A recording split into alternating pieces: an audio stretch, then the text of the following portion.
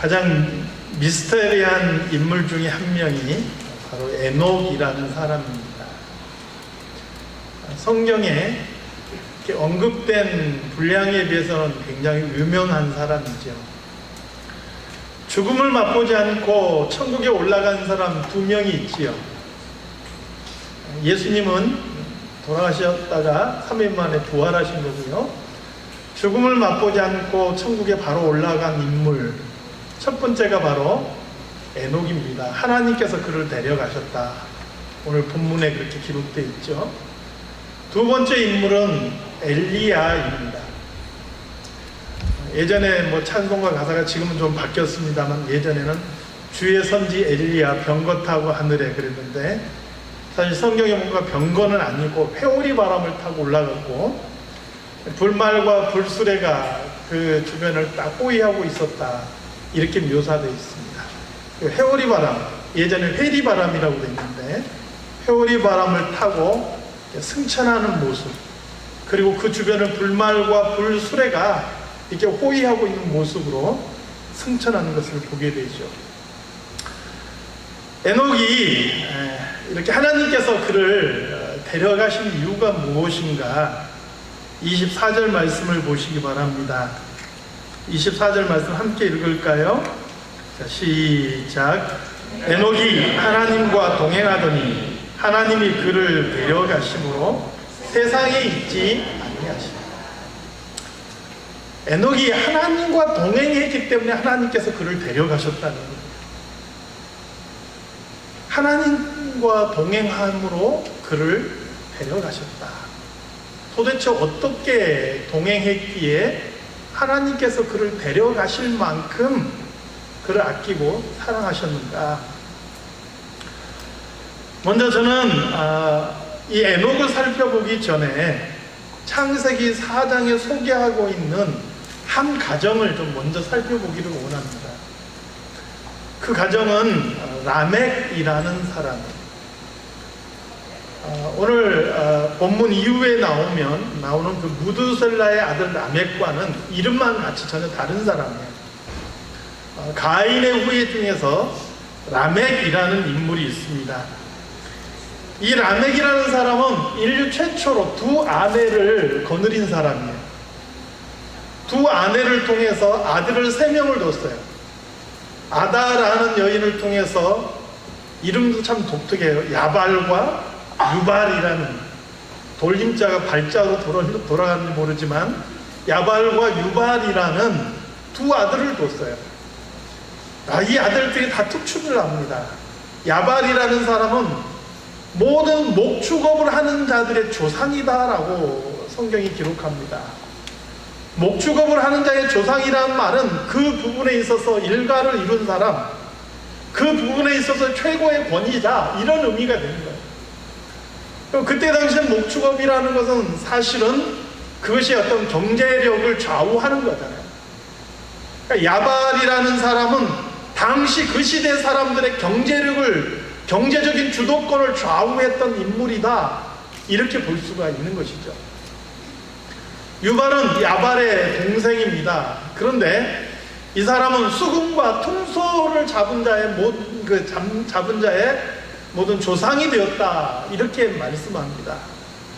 한마디로 말하면 문화 예술에 있어서 이 사람은 하나의 거장이었다, 이렇게 표현할 수 있는 거죠. 그러니까 아담을 통해서 태어난 2아들들이 경제계를 주름잡고 문화예술계를 주름잡고 있는 인물들이었다. 두 번째 부인이 실라입니다. 이 실라가 아들을 낳았는데 그 이름이 두발가인이에요. 이 두발가인은 이 동으로 여러 가지 도구를 만드는 사람이었답니다. 근데 예전 성경에는 날카로운 기계라고 했어요. 날카로운 기계.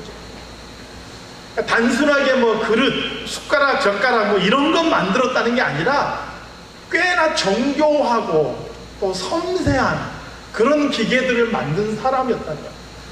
요즘으로 따지면 이 사람은 아주 첨단 과학자였다는 거예요. 그러니까 결국 이 라멕이라는 사람의 세 아들들은요, 그때 당시 사회 속에서 경제나 문화나 과학이나 여러 부분들을 정말 주도하고 그 부분들을 좌지우지하는 그런 힘을 가진 아들들이었다는 거예요. 그러니까 이런 아들들의 힘을 등에 업고 라멕이라는 사람은 많은 권력을 손에 쥐고 살았던 인물입니다. 이 사람이 자기가 가진 그 힘을 가지고 자기의 기분이 내키는 대로 자기의 마음에 원하는 대로 그렇게 하며 살았어요. 사사기의 표현대로 따지면 자기 소견에 옳은 대로 살았던 인물이 라멕이라는 사람이에요. 내가 조금 상처를 입었다고 해서 그냥 사람을 죽이는 거예요. 찔러 죽이는 거예요. 내가 기분이 좀 상했다고 해서 그냥 지나가는 소년 잡아서 죽이는 거예요. 그러면서 그러한 자기의 죄와 악을 부끄러워하거나 숨기기는커녕 오히려 떳떳하게 사람들한테 자랑하고 다녔어요. 가인보다 자기가 더 악하다라는 것을 드러내고 자랑하고 자기 아내들 앞에서 노래를 지어서 불렀던 인물이 바로 이 라멕이라는 사람인 것이죠. 이 라멕과 그의 아들들이 한참 세상 속에서 힘을 가지고 활약하던 그 시대에 바로 에녹이라는 사람이 같이 살았다는 거예요. 그러면 이 라멕의 집안 사람들이 그런 힘을 가지고 세상을 좌우하면서 살던 그 시대에 에녹이라는 사람은 어떤 사람이었느냐? 본문 22절을 한번 봅시다. 22절 말씀을 함께 읽겠습니다. 시작. 무두셀라를 낳은 후 300년을 하나님과 동행하며 자녀들을 낳았으며. 에녹이 한 일이 뭐냐? 300년 동안 뭐 했어요? 하나님과 동행했고 그 다음에 세상적으로는 뭐 했어요? 애 낳고 살았다는 거예요. 한마디로 말하면 에녹이라는 사람은 세상적인 기준으로 봐서는 대단할 것 없는 지극히 평범한 한 집안의 가장이었단 말이에요. 사람들이 자기의 이름을 드높이고 명예를 세우고 그렇게 살아가던 그 시대에 에녹은 그저 평범하게 가정을 꾸려서 애 낳고 살아가는 그러한 사람이었다는 거예요. 그러면서도 성경은 그러한 사람을 향해서 뭐라고 덧붙이고 있느냐? 그가 하나님과 동행했다라고 말씀하고 있는 것이죠. 이것을 보면 하나님과 동행한다는 것은 내가 세상에 어떤 업적을 남기느냐, 내가 세상에서 어떤 자리를 얻었느냐, 내가 얼마만큼 명예를 가지고 있느냐, 얼마만큼 권세를 누리고 있느냐, 얼마만큼 성공했느냐, 이것과는 무관하다는 것을 알 수가 있는 거예요. 그 사람이 어떤 자리에 있던, 그 사람의 모습이 어떤 형편이든, 그 사람이 가진 능력이 어떠하든가 관계없이 자기의 삶 속에서 하나님과 동행하는 자가 될 수 있다는 거예요. 내가 세상에서 이름이 없을지라도, 내가 지극히 평범한 한 사람이라 할지라도, 내가 심지어 아직 어리다 할지라도 하나님과 동행하는 자로 살아갈 수 있다 하는 것이죠. 사랑하는 성도 여러분, 저를 포함해서 오늘 이 자리에 있는 모든 성도들 정말로 하나님과 동행하는 그런 성도들이 다 되시기를 주님의 이름으로 축원합니다. 그러면 이 에녹이라는 사람이 처음부터 하나님과 동행했느냐? 성경에 보니까 하나의 계기가 있어요. 어떤 계기가 있습니까? 그가 보니까 22절 말씀에 보니까 무두셀라를 낳은 후 300년을 하나님과 동행했다, 이렇게 기록하고 있어요. 그가 65세에 무두셀라를 낳았는데요, 무두셀라를 낳은 후에 300년을 하나님과 동행했다. 도대체 65세 때 무두셀라를 낳은 그의 에녹에게 무슨 일이 있었기에 그가 그 후로 300년을 하나님과 동행하며 살았느냐 하는 거예요. 성경에서는 이 부분에 대해서 전혀 언급을 하고 있지 않습니다.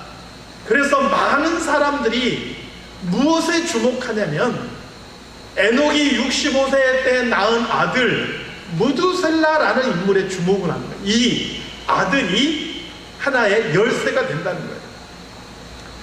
무두셀라라는 사람의 이름의 뜻은 창을 던지는 자라는 뜻이에요. 창을 던지는 자. 이때 당시에 창을 던지는 자라는 것은요, 창을 던지는 자들은요, 그 부족의 운명을 좌우하는 사람이에요. 요즘에 현대에서의 전쟁도요, 거리를 제압하는 나라가 이겨요. 무슨 말인지 이해가 되세요? 예전에 우리가 걸프 전쟁 보셨죠? 이라크에 군대가 어마어마하게 많았습니다. 탱크 어마어마하게 많았습니다. 그런데 전쟁이 딱 시작됐을 때 이라크가요, 그 많은 군대, 그 많은 탱크 써보지도 못하고 졌어요. 왜요? 저기 걸프만에서 거기에서 항공모함이 거기에 있어서 계속 미사일을 쏘는 거예요. 여기서 포를 쏘아도 닿지 않을 거리에서 계속 미사일을 쏘아서 중요한 군사적인 시설, 레이더망, 거점들 다 때려 부수는 거예요. 나는 쏘아도 닿지 않는데 저쪽은 쏘는 족족 우리의 주요한 시설을 다 깨부수니까 싸움을 싸울 수가 있어요? 없는 거예요. 여러분, 이 첨단 과학이 발달해서 상대방이 나를 볼 수 없는 거리에서 상대방을 발견하고 먼저 미사일을 쏠 수 있는 나라가 이기는 거예요. 요즘의 전쟁이 그래요. 그래서 강한 나라와 약한 나라의 전쟁은 뭐냐면 똑같이 비행기가 떴는데 이 약한 나라에서는 적의 비행기를 발견도 못했는데 강한 나라에서는 적의 비행기를 발견하고 미사일을 빵 쏘아서 갑자기 어디서 미사일이 나타나서 그냥 꽝 터뜨리는 거예요. 이런 전쟁이에요. 지금 누가 더 거리를 장악하느냐에 따라서 이기는 싸움이라는 거예요. 근데 이 전쟁의 모습이요, 과거에도 똑같았어요. 누가 더 먼 거리에서 상대방을 잡을 수 있느냐의 싸움이었단 말이에요. 그런 면에서요, 붙어서 싸우는 게 아니라 멀리서 창을 던지는 사람이라는 것은 굉장한 위력을 가진 사람이란 말이에요. 전쟁의 승패를 바꿀 수 있는 사람이에요. 그래서 만약에 그 부족에 창을 던지는 사람이 죽는다라는 것은 뭐냐? 그 부족이 전쟁에서 지고 멸망당한다라는 의미예요. 그래서 여기서 파생되어 나온 의미가 있습니다. 어떤 의미냐? 그가 죽으면 심판을 당하게 된다라는 거예요. 무두셀라의 이름의 뜻은 창을 던지는 자이지만 그 이름에 숨겨진 의미는 뭐냐? 이 사람이 죽을 때 세상이 망한다. 이 사람이 죽을 때 심판이 임한다. 이런 의미를 담고 있다는 거예요. 에녹은 무슨 일인지는 모르겠지만 65세 때, 그의 나이 65세 때 무두셀라를 낳을 때 하나님께서 이 세상을 심판하실 것이다 라는 사실을 그가 알게 되었다는 거예요. 그래서 아들의 이름은 뭐라고 졌다고요? 하나님이 세상을 심판하신다라는 의미의 무두셀라라고 지었다는 거예요. 그리고 그가 아들의 이름을 부를 때마다 무슨 생각을 했겠어요? 하나님께서 세상을 심판하시지. 하나님께서 이 세상을 반드시 심판하실 거야. 이 사실을 아들의 이름을 부를 때마다 마음속에 되새기며 살았다. 여러분, 하나님께서 이 세상을 심판하신다라는 사실을 마음속에 날마다 새기며 살아가는 사람이 어떻게 살아갈지 상상이 되시나요? 이 세상에 미련을 갖겠어요? 이 세상에 뭔가 소망을 두고 길이 보존하려고 뭔가를 이 땅에서 세우고 누리고 그렇게 살려고 하겠느냐는 거예요. 삶의 자세와 삶의 방향과 모습이 달라질 수밖에 없다라는 것이죠. 실제로 무두셀라라는 인물은 성경에서 가장 오래 산 인물이죠. 무두셀라가 몇 세를 살았습니까? 누가 대답하셨는지 마음이 아주 기쁩니다. 969세를 살았습니다. 그런데 어떤 분들은 도대체 그렇게 800년, 900년 사는 게 가능합니까? 이렇게 질문을 하신 분들이 있어요. 여러분, 창세기 보면은 웬만하면 다 900년 넘게 사는데 그게 가능합니까? 가능한 일인가요? 이게 이해가 안 되니까 어떤 사람들은 이것은 사실은 900년이 아니고 이때는 10년이 1년이었다는 거예요. 1년이 10년이었다는 거예요. 그래서 무두셀라가 969년을 살았다는 것은 한 96세하고 한 9개월쯤 살았다. 한 10분의 1로 봐야 된다. 이렇게 주장하는 사람들이 있어요.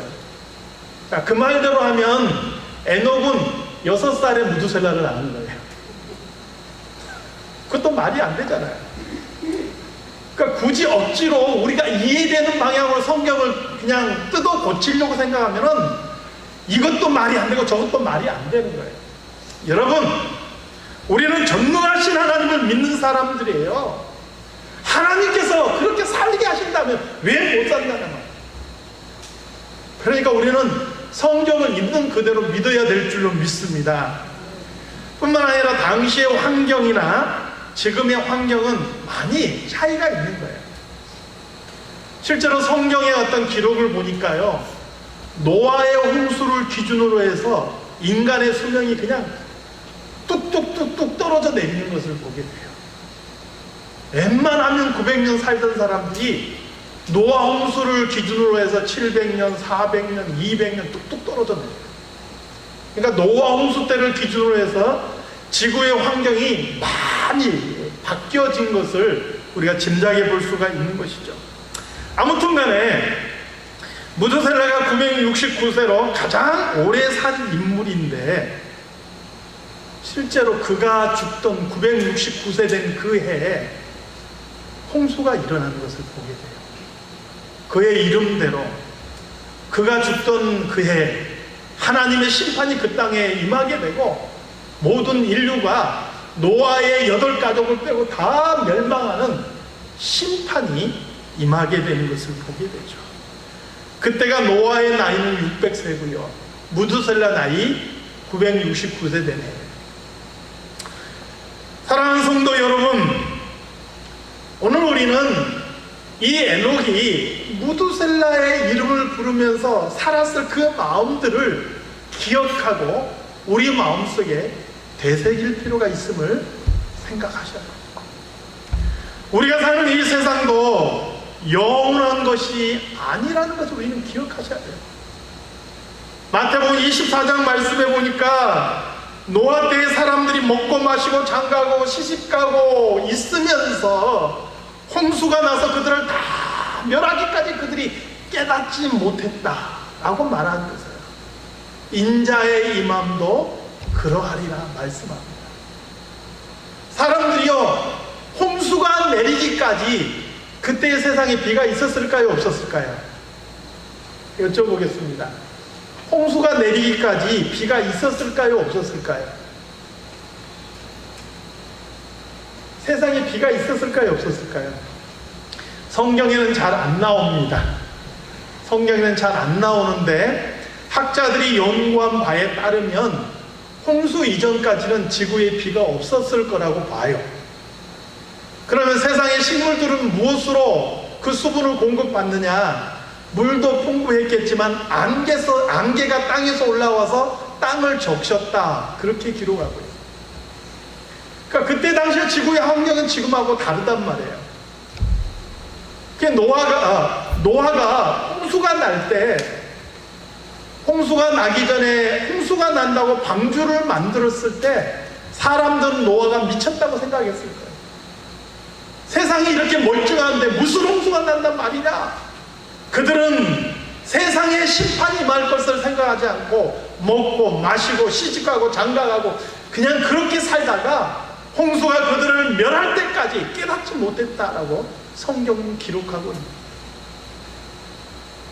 있습니다. 2000년 동안 예수님께서 다시 오신다 하지만 2000년 동안 안 오셨단 말이에요.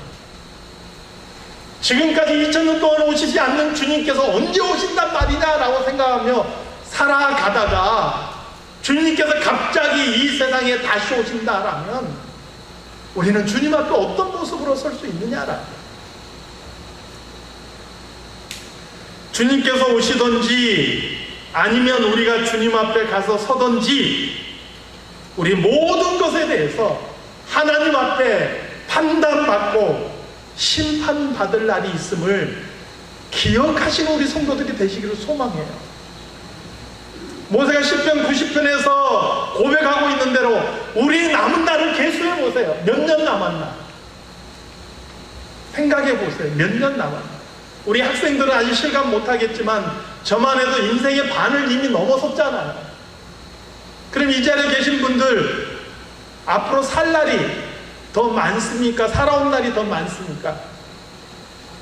적어도 살아온 날이 더 많으신 분들이잖아요.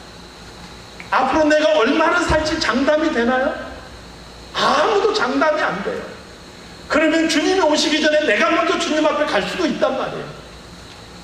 그럼 내가 주님 앞에 서서 어떤 모습으로 내가 서게 될지를 마음속에 생각하고 그것을 날마다 내가 되새기며 살아간다면 우리의 삶의 모습이 달라지지 않겠느냐 하는 거예요.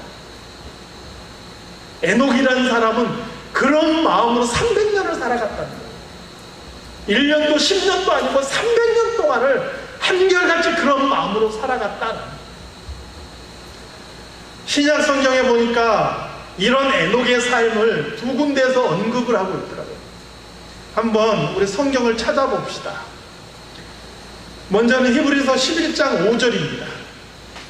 같이 한번 찾아봅시다. 손이 뻣뻣하시면은요 그냥 가만히 들으셔요. 손이 빠르신 분들은 얼른 찾으셔요. 히브리서 11장 5절 말씀 함께 같이 읽겠습니다. 히브리서 11장 5절 말씀 시작. 믿음으로 에녹은 죽음을 보지 않고 옮겨졌으니 하나님이 그를 옮기심으로 다시 보이지 아니하셨느니라. 그는 옮겨지기 전에 하나님을 기쁘시게 하는 자라 하는 증거를 받았느니라. 하나님께서 세상을 심판하신다라는 것을 마음에 간직하고 살아갔던 에녹의 모습을 성경은요 믿음으로 살았다라고 평가를 하고요, 그가 그렇게 살아가는 삶의 모습이 누구를 기쁘시게 했어요? 하나님을 기쁘시게 했다는 거예요. 세상의 기준으로 봤을 때는 별것 없는 사람이에요. 평범한 사람이에요. 그때 당시 사람들 900년 넘게 살던 시대에 불과 365세 밖에 살지 못했던 인물이에요. 하나님이 데려가셨지만 사람들이 보기에는 이 땅 위에서의 삶이 365년밖에 안 된 사람이잖아요. 그랬던 사람이에요. 그럼에도 불구하고 그는 하나님을 기쁘시게 했던 사람이다. 사랑하는 성도 여러분, 오늘 우리 한 사람 한 사람이 하나님 앞에서 두렵고 떨리는 마음으로 우리가 하나님 앞에 설 때 어떤 모습으로 설 것인가 생각하며 살아갈 때 정말 하나님을 기쁘시게 하는 성도의 삶이 다 되시기를 주님의 이름으로 축원합니다. 에베소서 5장 10절 말씀에 사도 바울은 간곡하게 권면하고 있습니다. 주를 기쁘시게 할 것이 무엇인가 시험하여 보라. 오늘 우리 삶 속에서 내가 어떻게 하면 주님을 기쁘시게 할 것인가, 내가 어떻게 하면 주님 앞에 섰을 때 내가 주님을 기쁘시게 할 수 있을 것인가, 내 마음속에 그것을 고민하고 오히려 그것을 염려하고 그것을 근심하고 그렇게 살아가는 성도들이 되시기를 바라요. 이 땅에서 무엇을 먹을 것인가, 어떻게 성공할 것인가, 이것을 염려하고 근심하시기보다 주님을 기쁘시게 할 것을 염려하고 근심하며 살아가는 그런 성도들이 다 되시기를 소망합니다. 신약에서 에녹에 대해서 평가하는 두 번째 구절은 유다서에 있습니다. 유다서는 한 장밖에 없지요. 그러니까 유다서 1장이라 안 하고 그냥 유다서에서 14절에서 15절을 찾아보겠습니다. 유다서 14절에서 15절.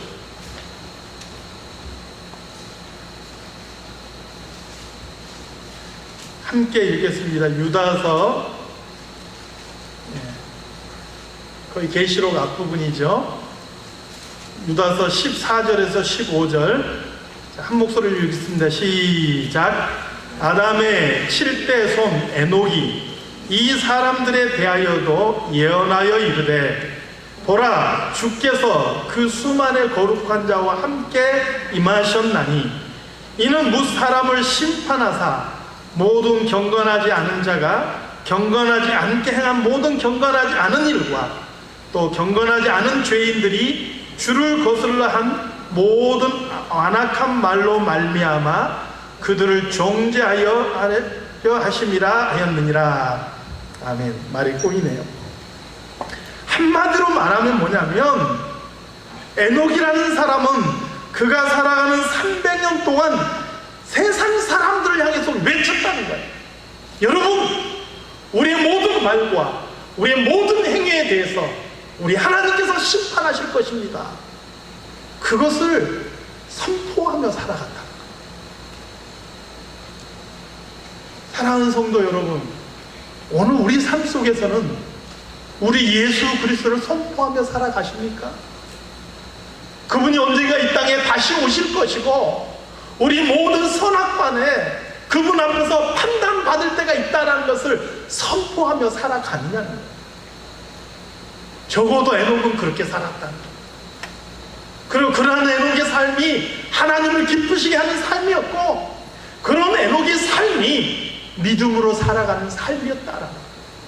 그리고 성경은 바로 그러한 에녹을 놓고 그가 하나님과 동행했다 이렇게 평가하고 있는 것이죠. 사랑하는 성도 여러분, 이 세상 살아가다 보면 우리 안에 많은 염려와 근심들이 많이 놓입니다. 저도 목사인데 다 믿음으로 염려 근심 다 하나님께 다 맡겨버리고 그렇게 기쁨으로 감사함으로만 살아갔으면 참 좋겠어요. 근데 그게 잘 안 되더라고요. 저도 목사니까 일이 생기면 염려가 되고 때로는 잠이 안 올 때가 있고 또 너무 생각 많이 하면은 다른 일들을 놓칠 때가 있고 일이 손에 안 잡힐 때가 있고 그래요. 이렇게 올해 저희 집사람이 자꾸 저에게 눈치를 줘요. 좀 집안일 손 대야 될 것도 아직 손도 못 대고 있는 게 많이 있어요. 생각이 많아지고 걱정이 많아지고 그러면 일도 손에 잘 안 잡히는 거예요. 목회자도 그럴 수 있더라고요. 뭐 성도님들도 다 마찬가지다. 일이 많고 세상에 문제가 생기고 하면 염려가 생기고 근심이 되고 그새 매일이 마련이에요. 그런데요, 여러분, 우리가 조금만 생각을 바꿔보자는 거예요. 그런 모든 것들은요, 이 세상에서 잠깐이면 지나가 버릴 것들이에요. 영원한 게 아니에요. 이 세상의 영광도, 이 세상의 명예도 이 세상에서 잠깐 지나가 버릴 것이라면 이 세상에서 당하는 고난이나 시련이나 환난도 이 세상에서 잠깐이면 지나가 버릴 것들이란 거예요. 우리에게는 더 영원한 하나님의 나라가 기다리고 있단 말이에요.